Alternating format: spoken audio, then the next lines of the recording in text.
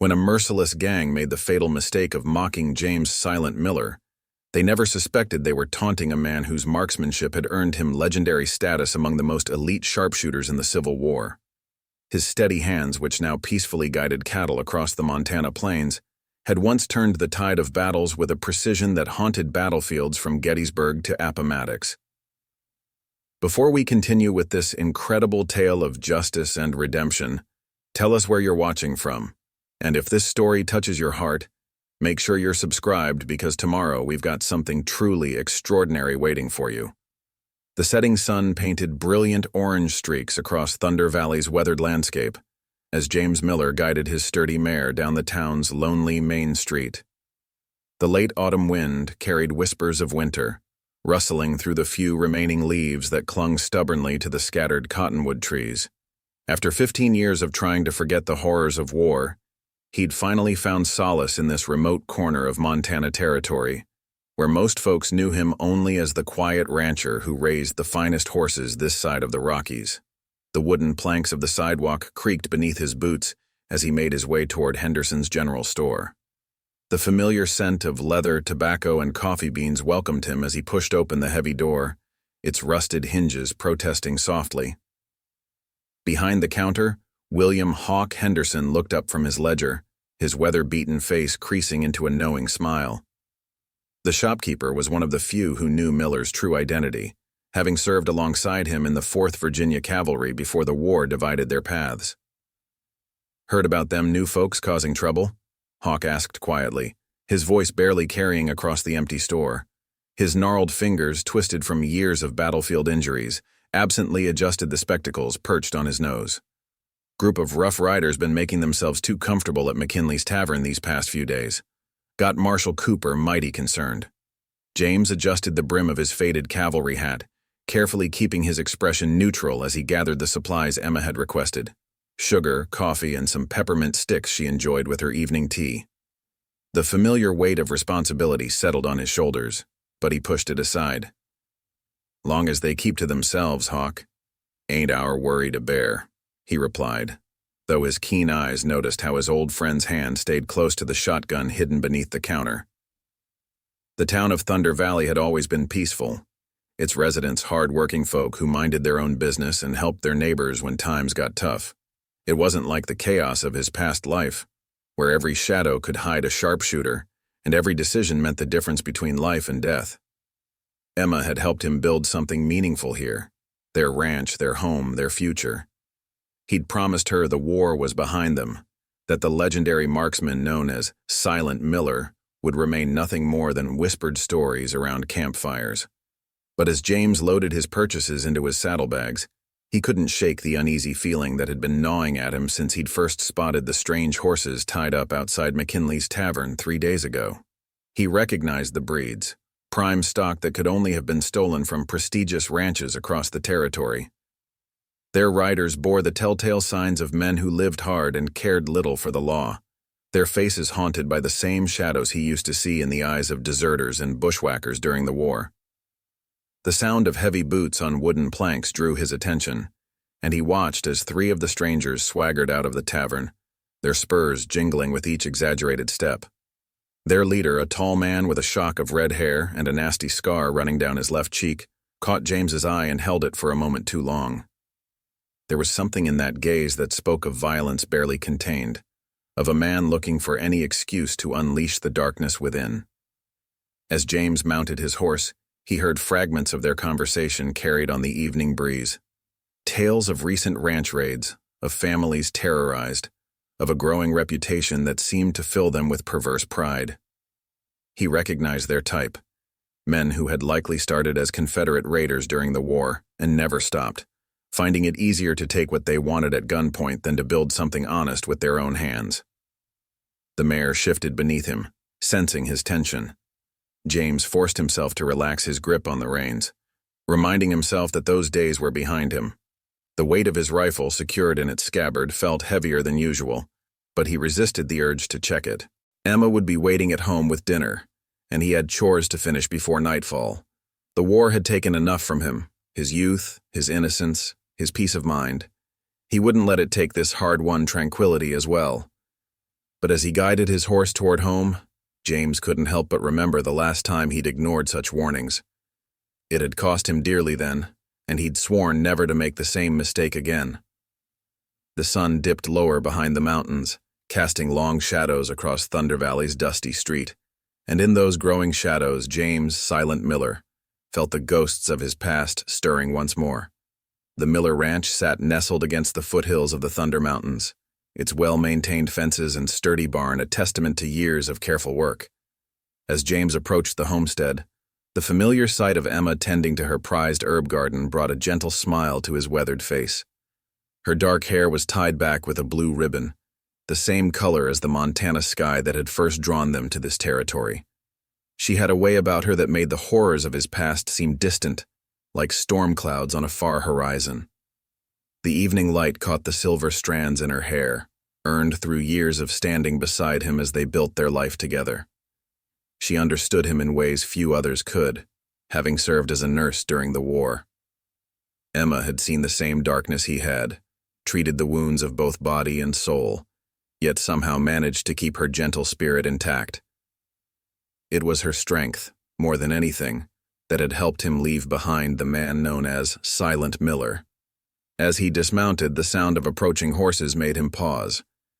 Through the settling dust, he spotted young Tommy Cooper, the marshal's son, riding hard toward the ranch. The boy's face was flushed with exertion, his usually neat clothes disheveled from the urgent ride. Behind him, James could make out a second rider, Martha Wilson, the schoolteacher, her normally composed demeanor replaced by visible distress. "Mr. Miller," Tommy called out, reining his horse to a stop. "Pa sent me to warn you. Them strangers in town, they've been asking questions about your ranch, about your horses." The boy's voice cracked with concern. "They were at the schoolhouse today making threats, saying they'd heard tell of your prize stallions." Emma had moved to stand beside James, her hand finding his arm in a gesture that spoke volumes. She knew as well as he did what it meant when men like that started showing too much interest in their property. The ranch's reputation for fine horses had spread further than they'd intended, drawing unwanted attention from those who preferred taking to trading. Martha dismounted, smoothing her skirts with trembling hands. "They're not just horse thieves, James," she said quietly, glancing nervously over her shoulder. "I recognized one of them, Adam Red McCullough. He led a group of raiders during the war, targeting civilian settlements. They're saying he's gotten worse since then, if such a thing is possible." The name sent a chill through James that had nothing to do with the evening air. He'd heard of McCullough during the war, a Confederate irregular who'd turned to terrorizing innocent families on both sides of the Mason-Dixon line. The man had started as a soldier, but had devolved into something far worse, using the chaos of war as an excuse for brutality. "Emma, best get Martha and Tommy inside," James said softly, his eyes scanning the horizon. "Night's coming on, and they shouldn't be riding back to town in the dark." He could feel his wife's questioning gaze, knowing she'd caught the subtle shift in his stance, the way his right hand had unconsciously moved closer to his hip, where his cavalry revolver used to rest. Inside the warmth of their home, Emma served coffee to their unexpected guests while James moved about the house, quietly checking windows and doors. The cabin was solid, built with defense in mind, though he'd never told Emma that was why he'd insisted on certain features. The thick walls, the strategic placement of windows, the clear lines of sight to all approaches. "They were talking about the war, Mr. Miller," Tommy continued, clutching his coffee cup with both hands. "Bragging about battles, about men they'd killed. Then Red McCullough, he started asking if anyone in town had served. Said he had a special interest in meeting veterans, especially." The boy hesitated, looking uncomfortable. "Especially Union sharpshooters," Martha finished, her voice barely above a whisper. "He mentioned Gettysburg specifically." James felt Emma's eyes on him, saw the concern in her face. They both knew what that meant. McCullough wasn't just after their horses. Somehow he'd learned part of James's history. The war had left many scores unsettled, many men nursing grievances real and imagined. James had made his share of enemies during those dark years, though he'd done his best to serve with honor in a time when honor seemed in short supply. "Tommy," James said, his voice carrying the calm authority that had once steadied men before battle. "I want you to ride back to your father. Tell him to keep an eye on the South Trail tonight. Martha, you'll stay here with Emma until morning." His tone left no room for argument. As the boy rode out, James stood on his porch, watching the sun sink behind the mountains.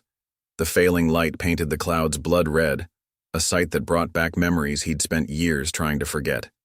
He could feel it coming, the inevitability of violence, the weight of a past that refused to stay buried. In the growing darkness, he heard Emma step up beside him. "They won't just be after the horses, will they?" she asked softly, though it wasn't really a question. "No," he replied, his eyes fixed on the horizon. "McCullough's reputation. He doesn't leave witnesses, and if he knows who I am, or thinks he does." He left the thought unfinished, but Emma understood. She always did. The night wind carried the distant howl of wolves down from the mountains, a sound that seemed to echo the growing tension in the valley. James, Silent Miller, had spent 15 years building a peaceful life, but as the shadows lengthened across his land, he knew that peace was about to be tested in ways he'd prayed would never come. The next morning dawned cold and gray, with heavy clouds hanging low over Thunder Valley like a premonition. James stood at his corral, watching his prized stallion Thunder Spirit prance nervously along the fence line.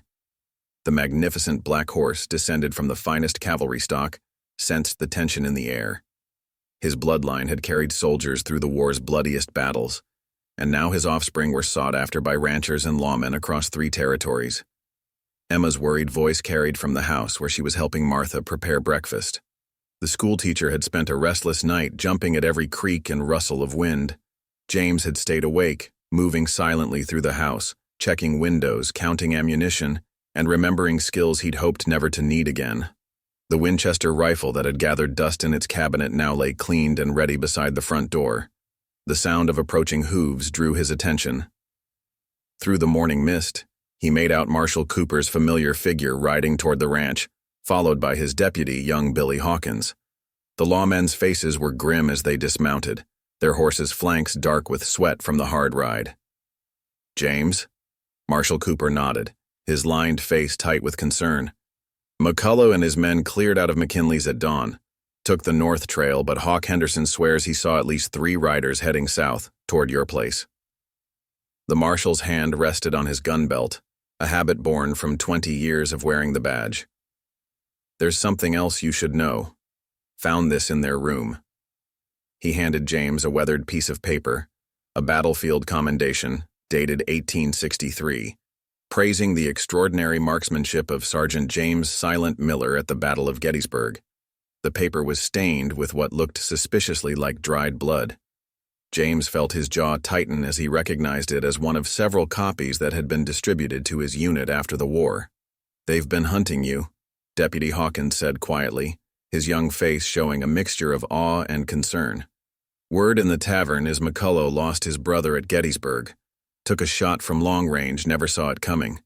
He's been tracking down Union sharpshooters ever since, claiming they weren't soldiers but murderers who didn't fight fair." James handed the paper back to the marshal, his mind racing through implications and possibilities. "How many rode with him into town?" 12 that we counted," Cooper replied. "But there could be more. They're well armed, James. Got that look about them. Men who've killed before and developed a taste for it." He paused, choosing his next words carefully. "Town council's offering to send men to help defend your place." James shook his head slowly, memories of another time flooding back, of men he'd led, of responsibilities that weighed heavier than any rifle. "Best keep them in town, Marshal. McCullough's type. They don't just hit one target. While he's coming for me, his men might try something in Thunder Valley. You'll need every gun there." Emma had emerged from the house, wiping her hands on her apron as she approached. The morning wind tugged at her hair as she listened to their conversation, her face showing the same quiet strength that had sustained them through years of building their new life. "Marshal," she said firmly, "I assume you're not here just to warn us." It wasn't a question. Emma had treated too many wounded soldiers not to recognize the look of men preparing for battle. Cooper nodded grimly. McCullough's men raided the Thompson place last night, 15 miles east of here. Took their best horses, burned the barn. Families alive, but only because they weren't home. He met James's eyes. They left a message carved into the door. Said they're coming for the silent killer next. James felt something shift inside him, like the final tumbler falling into place in a lock. He'd known this day might come, had prepared for it in small ways, even as he prayed it never would. His eyes swept across the ranch he'd built, the life he'd carved out of the wilderness, and the woman who'd helped him find peace after the war. "Martha," he called toward the house, his voice carrying the tone of command that had once guided men through artillery barrages. "Ride back to town with the marshal. Emma—" "Don't you dare tell me to leave, James Miller," Emma interrupted, her blue eyes flashing. "I didn't spend 4 years patching up soldiers just to run from a fight now." A ghost of a smile touched James's lips as he recognized the steel in her voice. It was the same tone she'd used in the field hospitals, ordering colonels and privates alike to sit still while she worked. Deputy Hawkins looked between them with growing understanding. This wasn't just a rancher and his wife preparing to defend their home. These were survivors of a darker time, people who had seen the worst of humanity and chosen to build something better. "They'll come at sunset," James said quietly, years of tactical experience surfacing in his mind. McCullough's type always do. They like the drama of it. "Marshal, spread the word in town to keep the streets clear tonight. If any of his men try something there while he's here." He left the thought unfinished. As the lawmen mounted up to ride back to Thunder Valley, James turned to survey his property with new eyes. The barn, the corrals, the rolling pasture land, each feature now assessed not for its peaceful purpose, but for its defensive potential. The war had taught him that every piece of ground could become a battlefield, every structure either cover or coffin. The morning wind carried the scent of snow from the mountains, promising a storm before nightfall. In the growing tension, James could feel the years peeling away, revealing the soldier beneath the rancher's quiet exterior. Emma's hand found his, her touch grounding him in the present, even as his mind prepared for what was to come. "They don't know who they're dealing with," she said softly, and in her voice he heard not just support but understanding. She had seen him at his worst, in the aftermath of battles when the killing weight lay heavy on his soul. She knew what he was capable of, both the violence and the control. The afternoon crept by with agonizing slowness as storm clouds gathered over Thunder Valley, casting premature shadows across the land. James moved methodically around the ranch, preparing for what was to come with the same precision that had once made him legendary among sharpshooters. Emma watched from the porch as he led Thunder Spirit and the other valuable horses into the deepest part of the barn, securing them where they'd be safe from both stray bullets and theft. The first drops of rain began to fall as James emerged from the barn, his clothes dark with moisture. The sound of approaching riders made him pause, his hand instinctively moving toward the rifle slung across his back. Through the curtain of rain, he made out 3 figures on horseback approaching from the east, but their familiar silhouettes made him relax slightly. Hawk Henderson led the group, followed by 2 other men James recognized from town, Marcus Green, the blacksmith, and Daniel Porter, who ran the livery stable. "Told the marshal we weren't letting you face this alone," Hawk called out as they dismounted, each man leading their horses toward the barn. "Some debts don't expire with time." The old shopkeeper's voice carried the weight of shared history, of battles fought side by side when the world was younger and simpler. James studied his old friend's face, noting the determined set of his jaw. "This isn't your fight, Hawk. Any of you." But even as he spoke, he saw the same resolution in the other men's eyes. Marcus Green had lost a brother to raiders during the war, and Daniel Porter still walked with a limp from a Confederate bullet. "Reckon it became our fight when they threatened our town," Marcus replied, his massive arms crossed over his chest. The blacksmith's forge-hardened hands showed he was no stranger to violence when necessary. Besides, ain't right for a man to face his past alone. A crack of thunder rolled across the valley as Emma appeared with coffee, her practical nature taking over as she ushered the men onto the covered porch. The rain was falling steadily now, reducing visibility and turning the yard into a muddy morass that would work to their advantage. Any approaching riders would have to move slowly or risk their horses stumbling. "McCullough's got history with more than just you," Daniel said quietly, warming his hands around the coffee cup. "Been asking around town. During the war, he didn't just raid military targets, specialized in hitting civilian settlements, especially if they had any connection to Union soldiers. Man's got a reputation for leaving no witnesses."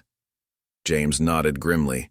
He'd heard similar stories during the war, whispered around campfires, tales of a red-haired demon who seemed to take particular pleasure in destroying not just soldiers, but their families as well.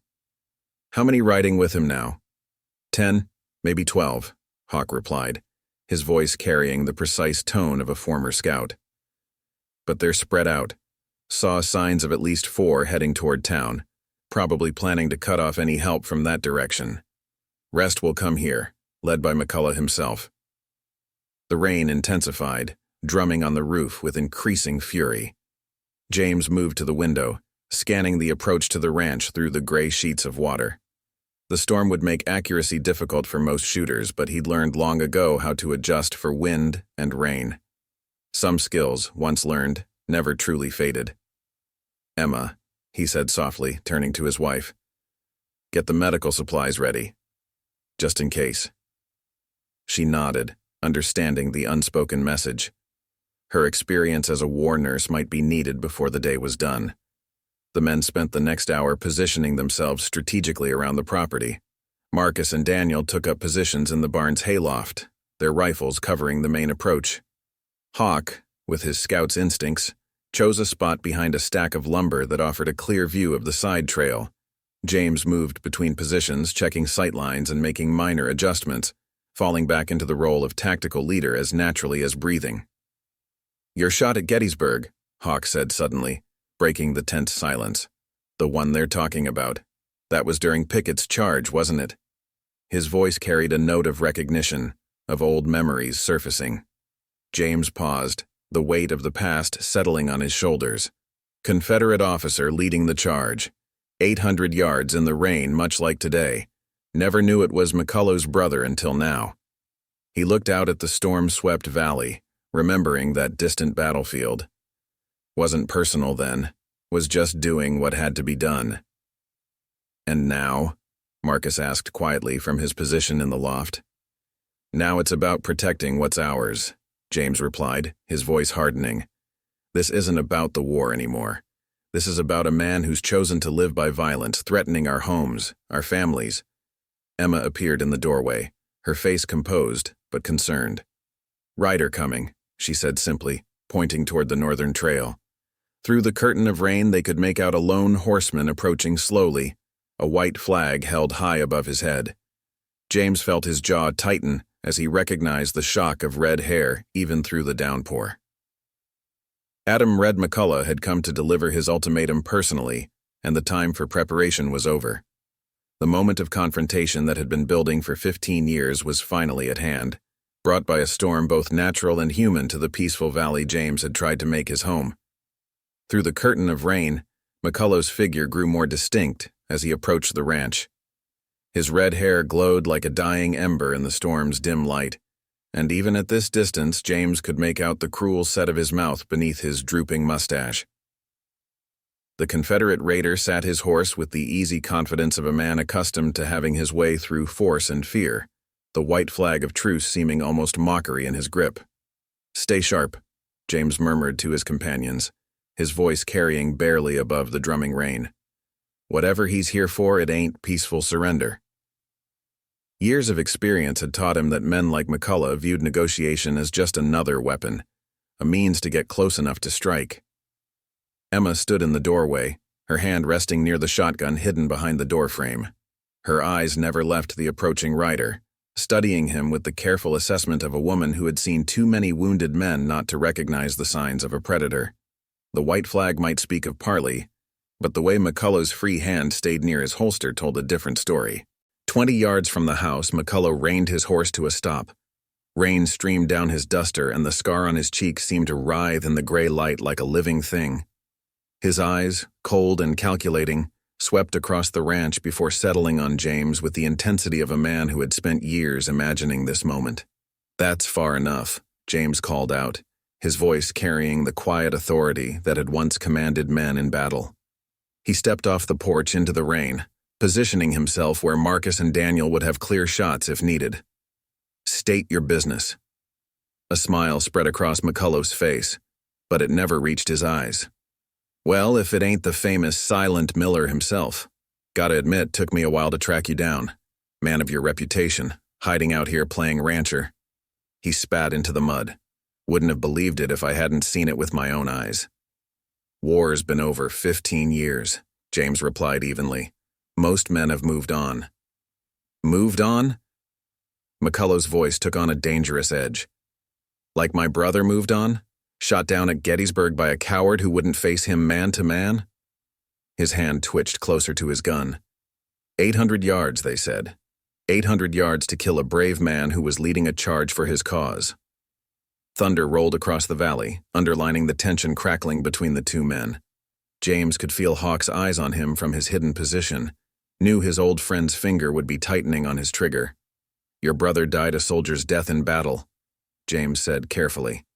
"Whatever quarrel you think you have with me, it doesn't justify threatening innocent people now." McCullough's laugh was harsh, cutting through the rain like a knife. "Innocent? You want to talk about innocent? How many men did you kill from hiding, Miller? How many never saw it coming, never had a chance to defend themselves?" His voice rose with each word. "My brother was a hero, leading his men from the front. You were just a killer with a good eye."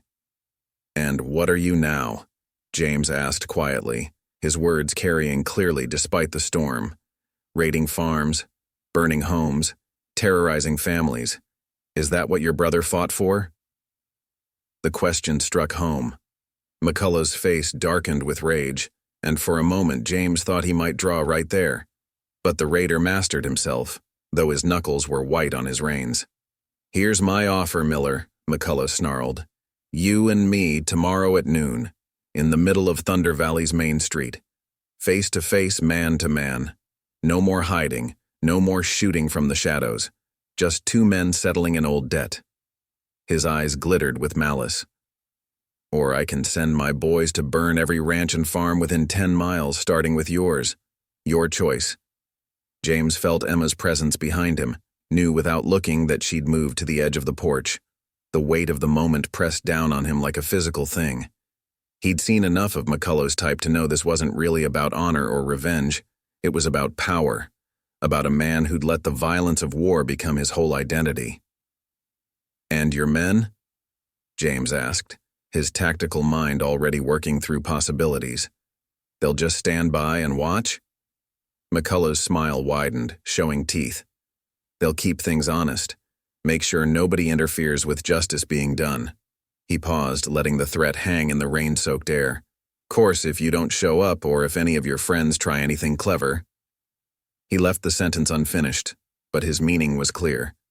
The storm chose that moment to unleash another crack of thunder, and in its echo James could hear the sound of distant hoofbeats, more riders approaching from multiple directions. McCullough's men, moving into position around the ranch like wolves circling prey. "You've got 1 hour to decide, Miller," McCullough said, gathering his reins. "Noon tomorrow or we burn it all." He turned his horse, the white flag of truce dropping into the mud as he rode away, leaving James standing in the rain with the weight of an impossible choice. As McCullough's figure disappeared into the storm, Emma's hand found James's shoulder. In her touch, he felt both support and understanding. She knew, as she had always known, that some fights couldn't be avoided no matter how hard you tried to leave the past behind. Inside the ranch house, tension hung thick as gun smoke, as James and his allies gathered around the sturdy oak table Emma's father had gifted them on their wedding day. The storm continued its assault outside, rain lashing against the windows like nature itself was trying to warn them of what was coming. Marcus paced by the fireplace, his blacksmith's frame casting huge shadows on the wall, while Hawk cleaned his rifle with the methodical precision of a man preparing for war. "It's a trap," Daniel said finally, breaking the heavy silence. "McCullough's not interested in a fair fight. Man like that doesn't know the meaning of the word." The livery stable owner's experience with horses had taught him to read men as well as animals, and everything about McCullough screamed predator. Emma set coffee cups in front of each man, her movements precise and controlled. Years of working in field hospitals had taught her the calm efficiency needed in crisis. "James," she said softly, "tell them what you haven't yet." About Gettysburg. Her eyes held her husband's, giving him permission to share a story they'd kept buried for 15 years. James stood at the window, watching the rain while his mind traveled back to that gray July day in Pennsylvania. McCullough's brother wasn't just leading a charge, he began, his voice low but clear. He was using civilians as shields, forcing local families to march in front of his men, knowing our sharpshooters wouldn't fire on innocent people. Hawk's hands stilled on his rifle. I remember hearing about that. Some Confederate officers refused to follow him, said it wasn't honorable warfare. "I had a clear shot earlier," James continued, his face reflecting in the rain-streaked glass. "Could have taken him when he first formed up his lines, but I waited, watching through my scope as he forced women and children to walk toward our position." His hands clenched at the memory. "It wasn't an 800-yard shot because I wanted to show off. It was 800 yards because I had to wait until he finally moved ahead of the civilians, thinking he was out of range." The room fell silent as the implications sank in. What had been portrayed as a legendary feat of marksmanship had actually been an agonizing wait for the one moment when innocent lives wouldn't be endangered. "That's why they called you silent," Marcus said suddenly, understanding dawning on his face. "Not just because you were quiet, but because you'd wait for hours, completely still, until you had a clean shot that wouldn't risk civilians." James nodded slowly. "McCullough probably doesn't even know that part of the story. Or if he does, he's twisted it in his mind all these years. His brother died a soldier's death, cleaner than he deserved, but Adams built his whole life around a version of events that makes him the righteous avenger." Emma moved to stand beside her husband, her presence anchoring him to the present. "Which means tomorrow isn't about honor or justice. It's about power, about breaking the man who showed up his brother's cowardice." "He'll have men on the rooftops," Hawk said, falling into the familiar role of scout planning a defense. "Probably already got some watching the ranch now, making sure we don't try to slip away in the night."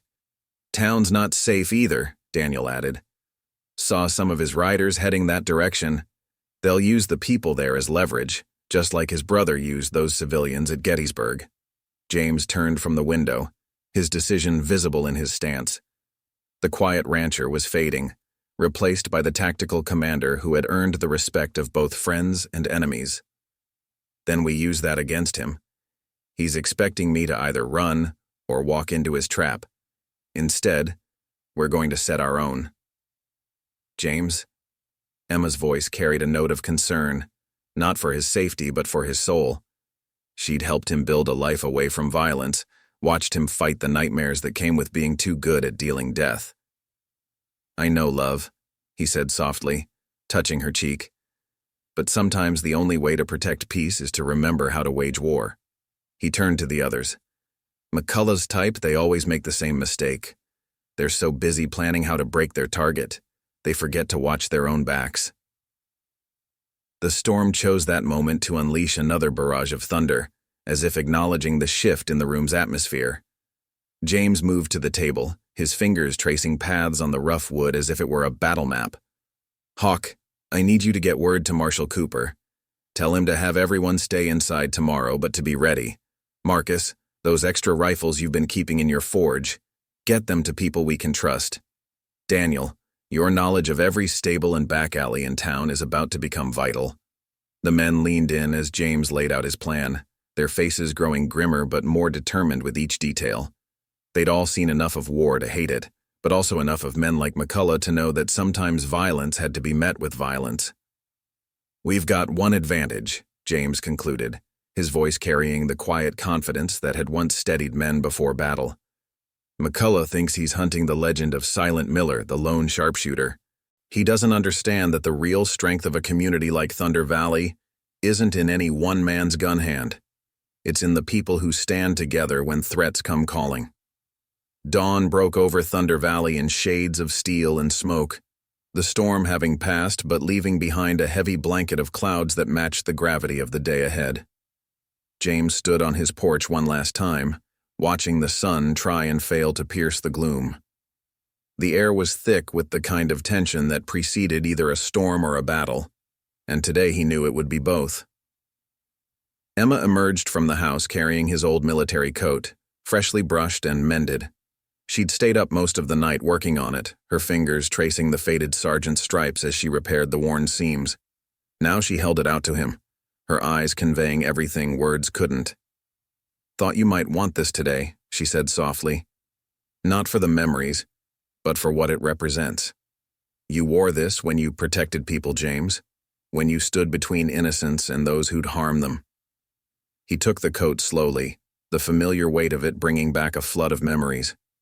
The last time he'd worn it had been the day he'd packed away his rifles, the day he'd promised Emma and himself that the killing was done. But as he slipped it on now, it felt not like surrendering to his past, but like armoring himself for a necessary battle. Hawk appeared from the pre-dawn shadows, moving with the silence that had made him one of the Army's best scouts. "Marshal Cooper got everyone informed," he reported quietly. "Town's quiet as a church on Monday morning, but there's eyes watching from every window. McCullough's men spent the night drinking at McKinley's, getting bold with their talk." His face hardened. "Been making plans for after they deal with the coward, as they put it. None of them good." The sound of horses drew their attention. Marcus and Daniel rode up, leading extra mounts. Behind them came 3 more men James recognized: Tom Wilson, the carpenter whose brother had been killed by raiders last spring; Peter Chen, who'd fought his way across half of Georgia with Sherman's army; and Samuel Washington, a freeman whose skill with a rifle had saved more than one Union patrol during the war. "Word spread," Marcus explained simply. "These men asked to help. Figured you'd understand why." James studied each face, seeing in them the same resolve he'd recognized in young soldiers before battle, men who knew the risks but had found something worth fighting for. He nodded slowly, accepting their commitment without insulting them with unnecessary words. The group gathered in the barn, where James laid out the final details of his plan. The morning light filtering through the cracks in the walls cast strips of pale illumination across their serious faces as they listened. "McCullough expects me to walk into town alone," James explained, his voice low but carrying clearly. "He'll have men on the rooftops, likely the saloon, the bank, and the mercantile. Those give the best views of the street." He paused, looking at each man in turn.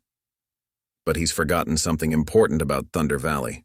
The mines," Daniel said with a grim smile.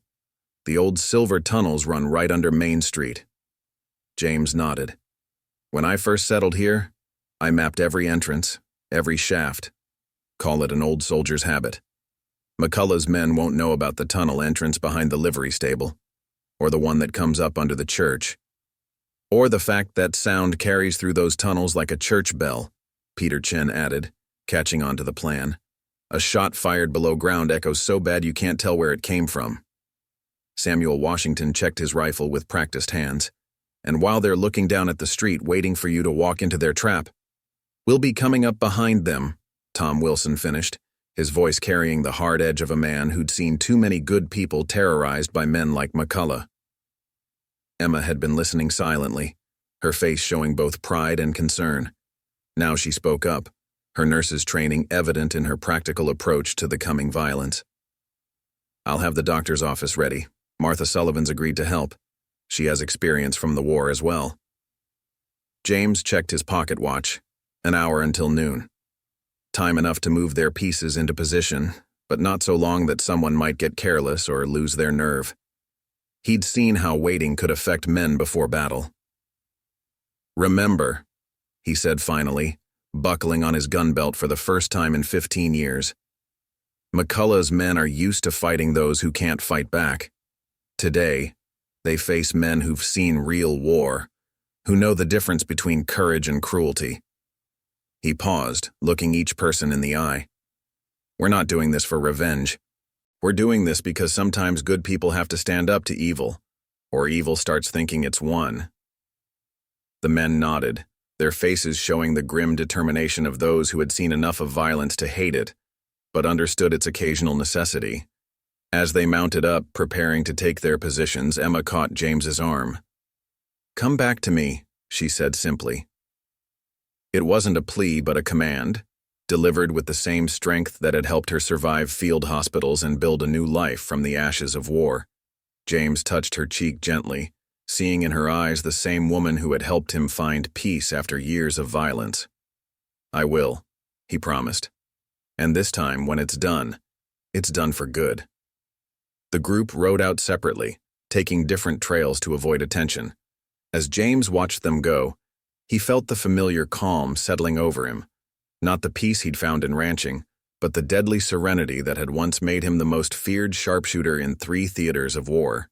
McCullough wanted to meet the legend of Silent Miller. By noon, he'd learn why some legends are best left undisturbed.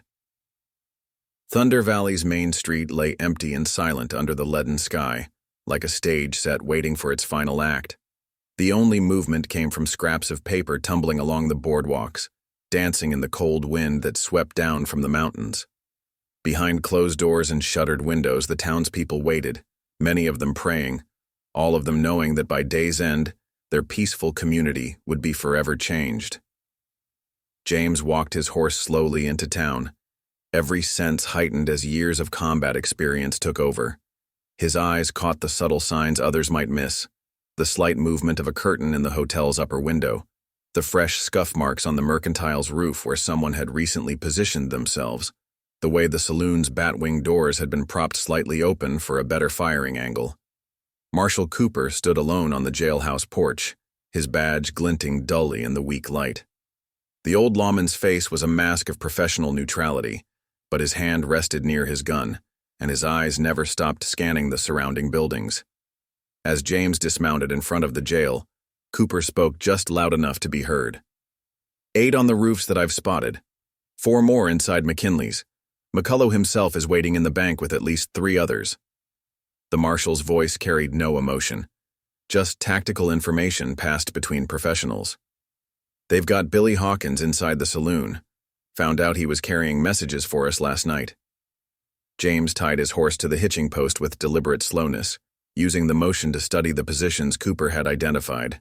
The deputy still alive. For now, they want an audience for what's coming. Cooper's jaw tightened almost imperceptibly. Made sure everyone in town could hear them working him over last night, trying to show what happens to folks who stand against them. The wind picked up, carrying with it the first hints of another storm approaching from the mountains. James checked his pocket watch. 5 minutes until noon. Somewhere in the silent buildings surrounding them, he knew his allies were moving into position, using the old mining tunnels to outflank McCullough's overconfident men. "You should step inside, Marshal," James said quietly. "What's coming isn't official law business." Cooper's weathered face showed a hint of a smile. "Reckon keeping the peace in my town is exactly my business." He paused, then added, "Besides, way I hear it, McCullough's brother was using civilians as shields at Gettysburg. Man does that, he forfeits any right to talk about honor or fair fights." As if summoned by the mention of his name, McCullough emerged from the bank, his red hair blazing like a brand against the gray day. He'd dressed for the occasion in a black duster and cavalry boots, playing every inch the avenging warrior he imagined himself to be. 4 men flanked him, their hands hovering near their weapons, their faces showing the eager anticipation of men who enjoyed violence for its own sake. "Didn't think you'd actually come, Miller," McCullough called out, his voice carrying the theatrical quality of a man playing to an audience. "Figured you'd try to shoot me from hiding like you did Carson." His eyes gleamed with malicious anticipation. "But then, you've gone soft these past years, haven't you? Playing rancher, trying to forget what you really are." James turned to face him fully, his movements unhurried. To the watching gunman on the rooftops, he probably looked like an aging farmer facing his death. But Cooper, watching carefully, noticed how the former sharpshooter had positioned himself, perfectly centered in the street with clear lines of fire in every direction. "I remember exactly what I am," James replied, his quiet voice somehow carrying clearly in the tense silence. "I'm the man who watched your brother force women and children to walk in front of his troops. the man who waited until he finally moved clear of those civilians before taking the shot. His eyes locked onto McCullough's, the man who made sure he died cleaner than he deserved. The words hit McCullough like physical blows, his face contorted with rage as the carefully constructed narrative he'd built over 15 years began to crack. "You're lying," he snarled. "Carson was a hero. He died leading a charge." "He died hiding behind innocence," James cut him off. "Just like you're doing now, holding a deputy hostage, threatening a peaceful town." His voice took on an edge of steel. "Your brother at least died in battle. You've become nothing but a common bandit." McCullough's self-control shattered. "Shoot him!" he screamed to his men on the rooftops. "Kill the lying bastard!" But in the instant before the order could be carried out, the carefully laid trap was sprung. From the tunnel entrance beneath the church, Hawk's rifle cracked, taking down the shooter on the mercantile roof. Almost simultaneously, Marcus and Daniel emerged from the livery stable's hidden passage, their guns finding the men positioned on the hotel. The street erupted into chaos as McCullough's carefully planned ambush dissolved into confusion. His men, expecting an easy target, suddenly found themselves caught in a crossfire from opponents they couldn't see. Samuel Washington's shot from the bank's basement took down two of McCullough's flanking gunmen before they could even turn around. In the first few seconds of violence, James didn't move, didn't even draw his gun. He stood perfectly still in the center of the street, watching McCullough's face as the man's dreams of revenge crumbled around him. Only when the raider's hand moved toward his own weapon did Silent Miller finally stir. In the heart of Thunder Valley, under a sullen sky that mirrored the grim scene below, chaos erupted as McCullough's ambush transformed into a desperate battle. The sharp crack of rifles echoed off the buildings as James's allies emerged from their hidden positions, catching the rooftop snipers in a deadly crossfire. The carefully orchestrated plan unfolded with the precision of a military operation, each man playing his part with the discipline of seasoned veterans. From his position in the center of the street, James remained motionless, a fixed point in the storm of violence. His stillness, the same quality that had made him legendary during the war, seemed to unnerve McCullough more than any movement could have. The raider's face twisted with rage and disbelief as his men began falling from their perches, picked off by shooters they couldn't see.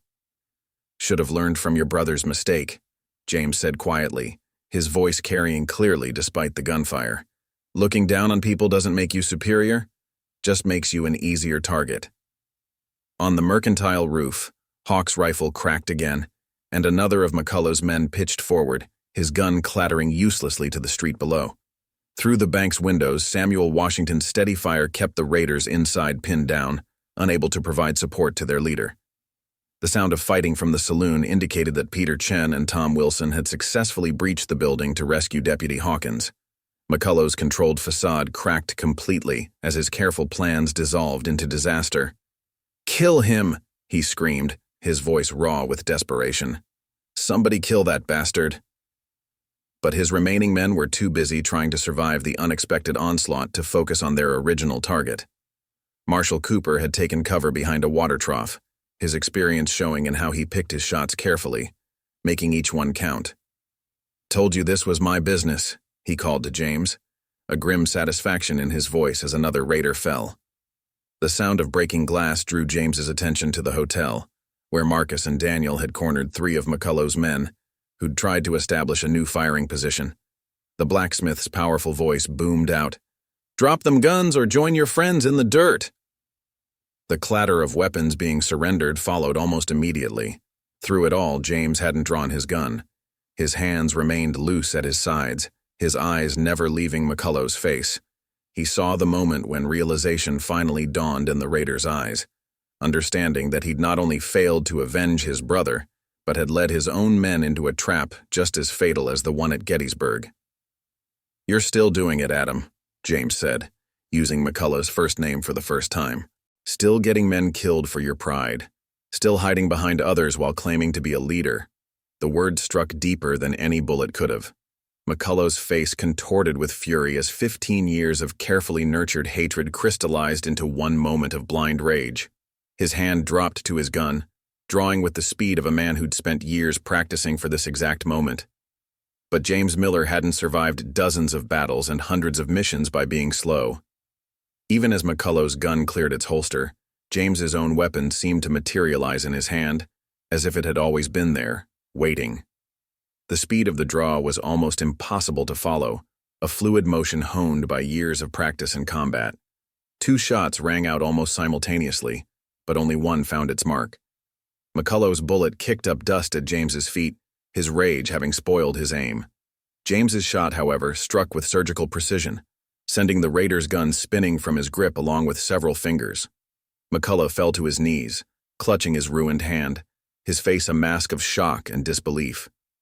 Around him, the shooting had largely ceased as the remaining raiders, seeing their leader fallen, began surrendering to James's allies, who now controlled the high ground. "That's twice now," James said quietly, his gun unwavering. "Twice I could have killed a McCullough, but chose not to. Your brother died a soldier's death because that's what the war demanded. You'll live to face justice because that's what peace requires." Marshal Cooper approached cautiously, his handcuffs ready. "Adam McCullough," he announced formally, "you're under arrest for murder, robbery, kidnapping, and about a dozen other charges I'll think of on the way to the territorial prison." As the marshal secured McCullough, James finally lowered his weapon, feeling the familiar weight of combat tension beginning to ease. From the saloon emerged Deputy Hawkins, battered but alive, supported by Peter Chen and Tom Wilson. The young lawman's face showed the marks of his ordeal, but his eyes held pride at having endured. Around them, the town seemed to exhale collectively. Doors began to open, and townspeople emerged to see their community reclaimed from those who'd thought to rule it through fear. The clouds above started to break, letting through the first rays of sunlight Thunder Valley had seen in days. The aftermath of the gunfight settled over Thunder Valley like the dust that had been kicked up during the chaos. Marshal Cooper and Deputy Hawkins, despite his injuries, began the process of securing the surviving raiders. Those who had died in the fighting lay where they had fallen, stark reminders of the price of violence. James watched as townspeople emerged from their homes, their faces showing a mixture of relief, shock, and grim satisfaction. Emma arrived with Dr. Sullivan, their wagon loaded with medical supplies. She moved with practiced efficiency, triaging the wounded with the same skill she'd shown in field hospitals during the war. Her eyes met James's briefly, conveying both love and understanding before she turned her attention to those who needed her care. 7 dead, Hawk reported quietly, approaching James as he reloaded his rifle. 4 more wounded, bad enough they won't be causing trouble for a long while. Rest are surrendering once they realize their options have run out. The old scout's face showed the weariness that came after combat, but also the satisfaction of a necessary job well done. Marcus emerged from the bank where he'd been securing the remaining raiders. "Found something interesting in McCullough's saddlebags," he said, holding out a stack of wanted posters. "Seems he's been collecting these for years. Every Union sharpshooter he could track down. Got notes on each one, dates, locations." The blacksmith's face darkened. "Some of them got red X's drawn through their faces." James took the posters, leafing through them slowly. Each represented a life ended or destroyed by McCullough's twisted quest for revenge. Some names he recognized, men he'd served with whose skills had helped turn the tide of battles. Others were strangers, their only crime being good enough with a rifle to draw the attention of a man consumed by hatred. "He wasn't going to stop with me," James said quietly, understanding now the full scope of what they'd prevented. Thunder Valley was just going to be another step in his campaign. He handed the posters to Marshal Cooper, who had joined them. "These'll help bring closure to a lot of families." Deputy Hawkins, his face bandaged but his spirit unbroken, approached with news. "Telegraph operator just got word from Fort Laramie," he reported. "Army's sending a detachment to help transport the prisoners. Seems McCullough and his men are wanted in 3 territories." The young lawman's resilience brought a slight smile to James's face. "You held out against them, Billy. Kept your courage when many wouldn't have." The deputy straightened at the praise, understanding its value coming from a man like Miller. Tom Wilson and Peter Chen were helping Dr. Sullivan set up a temporary infirmary in the hotel lobby. The wounded raiders were being treated alongside their former victims, Emma's insistence on caring for all in need showing the difference between justice and vengeance. She worked with quiet efficiency, her skills undimmed by years of peaceful ranching. Samuel Washington appeared from the bank's basement, where he'd helped secure the tunnel entrance. "Found their plans," he reported, holding up a leather map case. They'd been watching the town for weeks, learning routines, marking escape routes, even had details on which families to target first if things went wrong. His face showed the controlled anger of a man who'd seen too much of such tactics during the war. James nodded grimly. "Make sure those get to the marshal. Other towns need to know how these men operate." He looked around at the community that had come together to defend itself. "People need to understand that standing together is the best defense against men like McCullough." Clara Bennett emerged from her saloon, carrying coffee for the men who had fought to protect the town. Her face showed the same strength that had helped her build a business in a frontier town. "McKinley's cleaned up enough to hold more prisoners if needed," she reported, "and I've got food ready for anyone who needs it." The town was already beginning to recover, its people drawing together in the way frontier communities did after facing a shared threat. Merchants were clearing broken glass from their storefronts, women were organizing care for the wounded, and men were helping the marshal secure the prisoners for transport. James found himself standing in almost the same spot where he'd faced McCullough, but now his attention was drawn to the future rather than the past. Emma approached, having finished her immediate medical duties, and stood beside him. "You did what had to be done," she said softly, reading the thoughts behind his quiet expression. "And you did it without losing the man I married. That's no small thing." He turned to look at her, seeing in her face the same strength that had helped him build a life after the war. "Think we can go back to being quiet ranchers now?" Emma's smile held both wisdom and love. "We'll go back to ranching," she agreed. "But I don't think we were ever really quiet. Just peaceful, and there's a difference." She gestured to the town around them, where people were already working together to repair the damage. "Sometimes peace needs defenders, James." Today reminded everyone of that. The sun had fully broken through the clouds now, casting long shadows across Thunder Valley's main street. In those shadows, James could see both the past and the future, the violence that had shaped him and the peace he'd fought to build. But for the first time in years, those shadows held no terror. He had faced his past and chosen justice over vengeance, protection over revenge.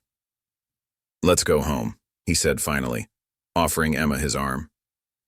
As they walked toward their horses, townspeople nodded in respect, not for the legendary shooter he had been, but for the man who had helped them defend their community. Behind them, Thunder Valley began the process of healing, stronger for having faced the storm together.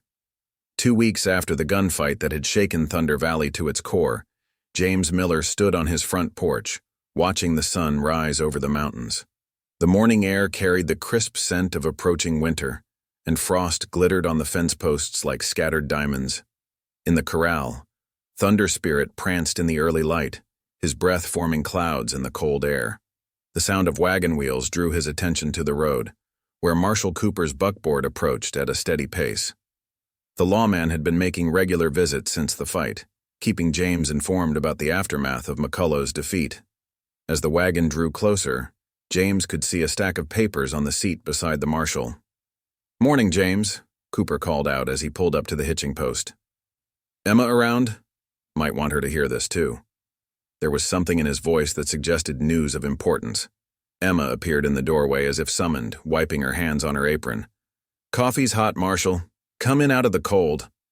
She'd learned long ago that important conversations went better with hot coffee and fresh bread. Inside the warm kitchen, Cooper spread several telegrams on the table. "Army got McCullough and his surviving men to Fort Laramie," he began, accepting a steaming cup from Emma. "But that's not the important part. Remember those wanted posters we found? The ones with the red X's?"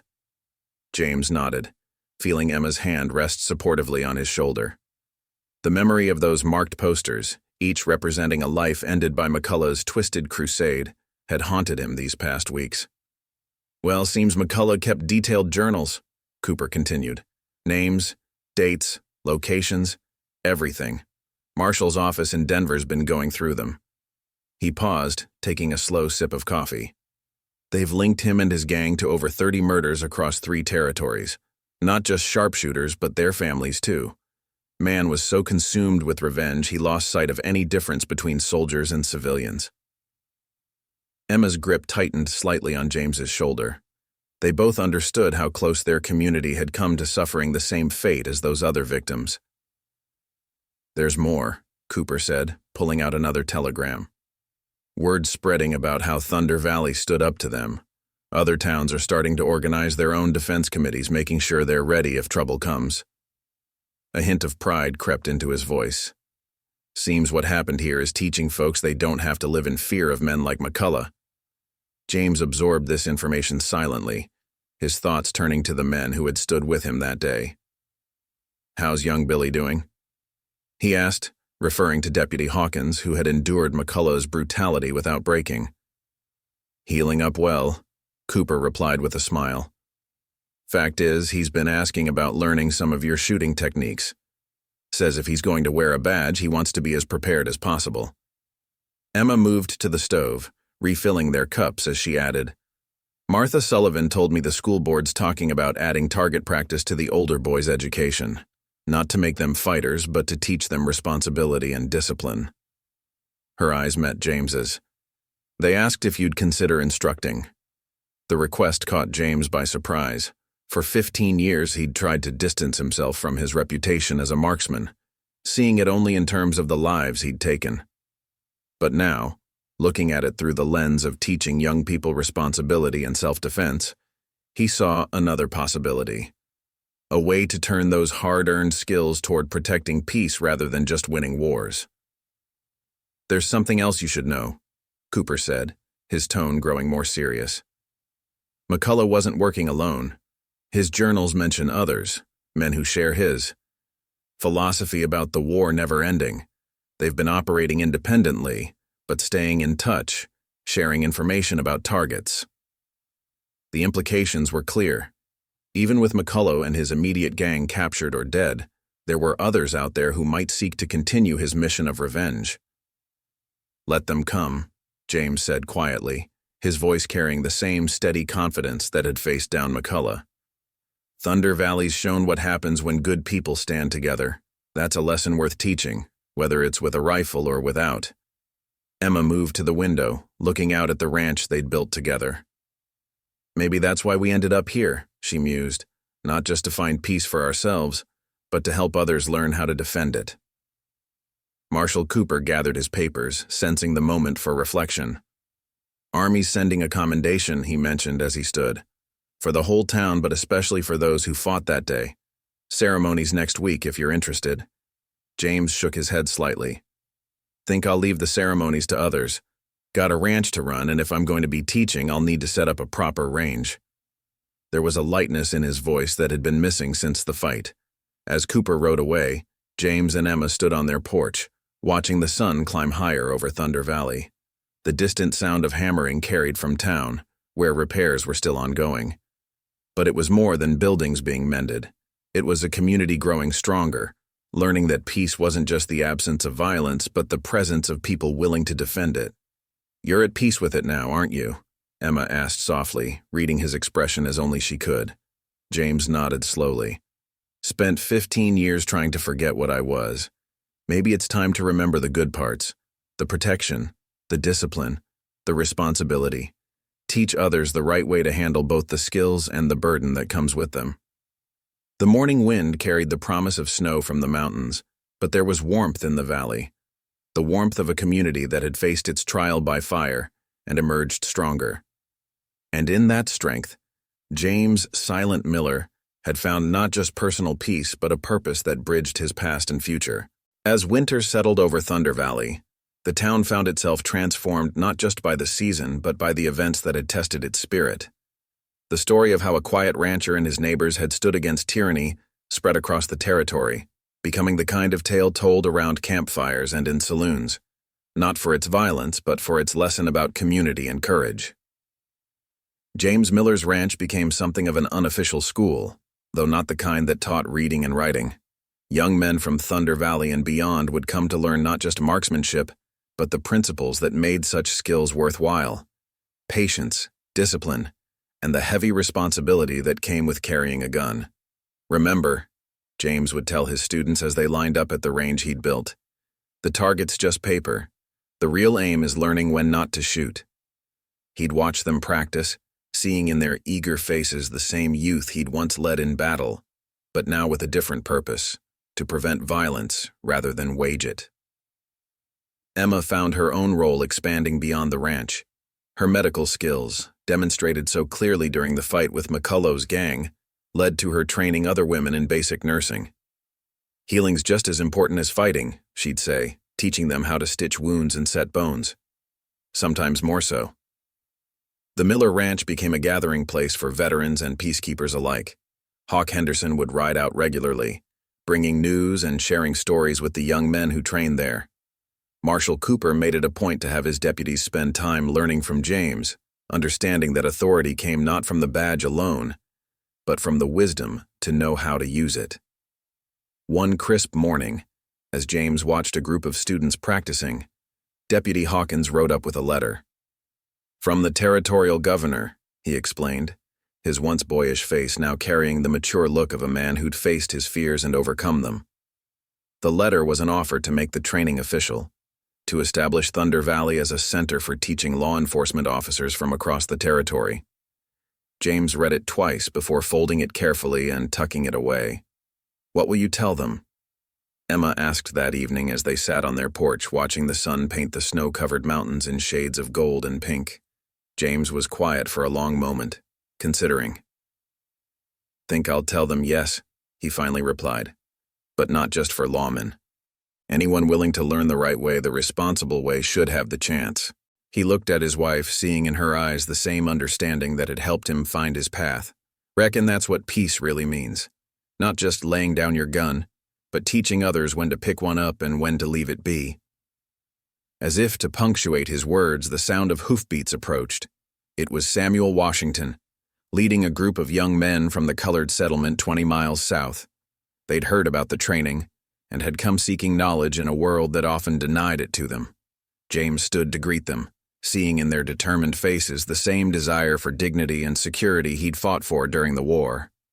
"Welcome to Thunder Valley," he said simply, but the words carried the weight of a promise, that here at least they would find justice and respect. The sun set over Thunder Valley, casting long shadows across the snow-covered ground. But these shadows no longer held threats or painful memories. Instead, they stretched toward a future where the skills of war could serve the cause of peace, where a community's strength lay not in its guns, but in its people's willingness to stand together. And so the legend of Silent Miller evolved, not fading away, but transforming into something more valuable than mere tales of gunfighting prowess. It became a story of redemption, of finding purpose in protecting rather than destroying, of turning the hard-earned wisdom of conflict toward preventing its necessity. Emma watched her husband with the new arrivals, seeing in his gentle instruction the same care he'd once used to sight a rifle at Gettysburg. But now those skills served life rather than death, hope rather than vengeance, future rather than past. Thunder Valley had faced its storm and emerged stronger, its people bound together by shared courage and common purpose. And in the quiet moments between lessons, when James and Emma sat on their porch watching the sun rise over their transformed world, they knew they'd found something better than peace. They'd found purpose. The legend of the deadliest shot in the West had become instead a legacy of protection, teaching, and community. And in that transformation lay the greatest victory of all, the triumph of wisdom over vengeance, of building over destroying, of life over death. As winter deepened, Thunder Valley thrived, its people secure in the knowledge that they had not just survived a threat, but had grown stronger for facing it. And in the end, that was a story worth telling, not of how a legendary shooter had saved a town, but of how a community had saved itself by standing together.